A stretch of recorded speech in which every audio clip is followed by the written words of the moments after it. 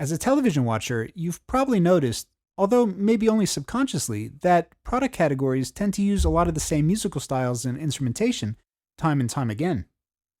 The following discussion isn't meant to be comprehensive, but rather a starting point to get you thinking about the way that sounds and styles represent feelings and moods and work for different product categories.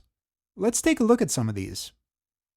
Beauty product spots, such as those for shampoos, face creams, and moisturizers, often take a kind of hybrid approach, where you'll have a sonically cool track, maybe something electronic or indie rock, that's then edited with quick cuts and layered with ear candy scoring elements.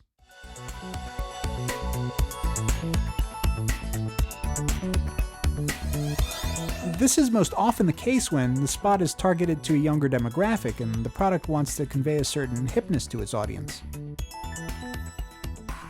Musical edits that work in tandem with the picture help bring it to life, and the sonic ear candy scoring elements accentuate the product shots. With pharmaceutical spots, the overall tone becomes a bit more serious and heartfelt.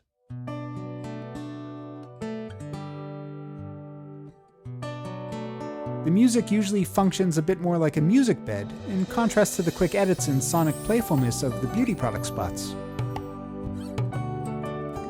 Pharmaceutical spots are often built around the problem-solution structure, and therefore call for musical shifts of mood.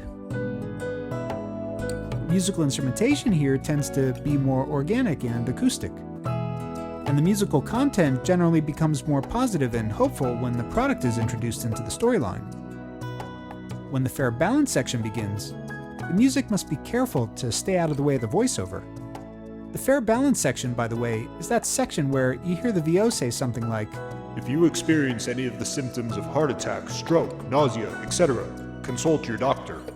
This section is legally required to give information about the drug's risks in order to contrast it with the information about the drug's benefits.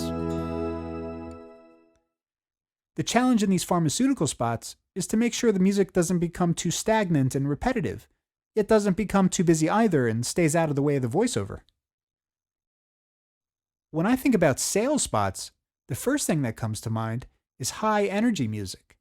Spots such as car dealership sale-a-thons entice consumers to come into the store now to take advantage of a limited-time offer before it ends. The idea is to pump up the energy of the sale with an upbeat musical track. The music should have a feel-good quality, yet also give a sense of urgency. Positive sounding and driving rock tracks can work really well for this type of commercial. As with sales spots, spots for sports like those for the NBA or the NFL also require an energetic approach. However, instead of the simpler, upbeat, happy emotion of the sales spot, think of sports music as having more gravity or weight to it.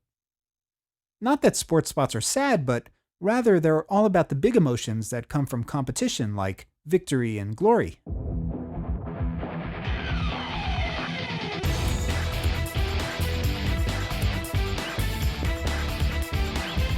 Pulsing strings and brass are popular here because they have a way of bringing out these type of emotions.